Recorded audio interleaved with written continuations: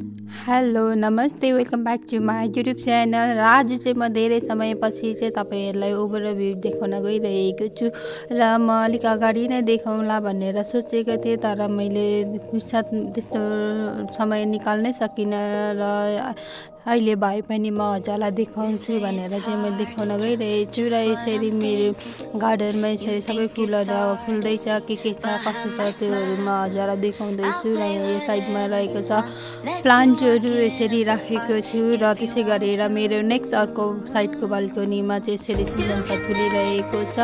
त्यसै गरेर यहाँ पिटुनिया छ, एक दुईवटा यहाँ प्रिमुलाहरूलाई पनि राखेको छु र त्यसै गरेर यो अर्को साइडमा जेरिनियमहरू छ। यता हेर्नु नभ्याएर अहिले मेरो अलिक गति व्यस्त भइरहेको छ, पातहरू सुकेर बिजी सेड्युल रहेकोले गर्दाखेरि र पनि म यसलाई सफाइ गर्दै हजुरलाई देखाउँदैछु। त्यसै गरेर यहाँनिर तल्लो फ्लोरमा आइपुगेको छु। यहाँनिर छ एन्जेलिया, त्यसै गरेर यो साइडमा यसरी जेरिनियम फुलिरहेको छ। यो साइड अब यहाँनिर चाहिँ तल परेर अलिक आँखा ज्यादा पर्छ, त्यसैले गर्दाखेरि पनि होला अलिक राम्रै भइरहेको छ। र यहाँनिर एन्जेलिया भर्खर मैले रिपोर्टिङ गरेको थिएँ, एकदम हेल्दी भइसकेको छ, एकदम राम्रो भइरहेको छ। अब यो बिस्तारै फुल्छ।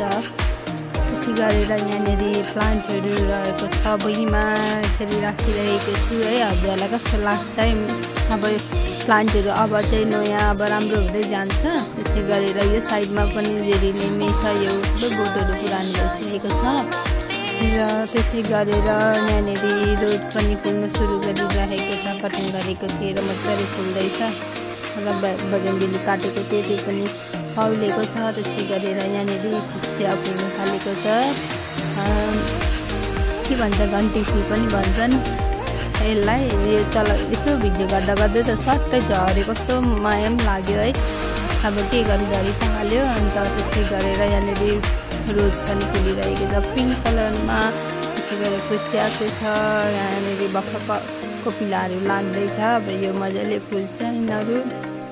त्यसै गरेर यहाँनिर रोज पिङ्क कलरको खुसिया प्लान्ट भयो। त्यसै गरेर यसरी भक्क फुल्नु थालेको फुलहरू म यता राख्दैछु, यहाँनिर रोजहरू राखेको छु। त्यसै गरेर यहाँ हाइड्रेन्जिया यसरी फुल्नु लागिरहेछ, नीलकमल पनि भनिन्छ यसलाई। त्यो 4टा पट मैले यसरी राखेको थिएँ। र अर्को साइडमा रहेको छ यी पिटुनियाहरू, अनि यतापट्टि डग फ्लावरहरू अब फुल्नु लागिरहेको छ। त्यसै गरेर यहाँनिर पिटुनियाहरूमा अब सुकिसकेको छ र यो फुलको नाम चाहिँ म बिर्सिहाल्छु, ट्याक्कै याद भएन। यो पनि फुल्नु लागिरहेको छ।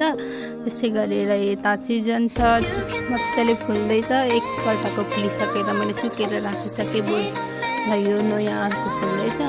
र यहाँनिरको बिउहरू यस्तो रहेछ, जेरिनियम, प्रिमुला, पिटुनिया, अर्किड यसरी मिक्स गरेर यसरी मेरो गार्डनलाई डेकोरेसन गरेको छु। र यो साइडमा रहेको छ देसी फ्लावरहरू अनि अफ्रिकन मेरीगोल्डहरू रहेको छ।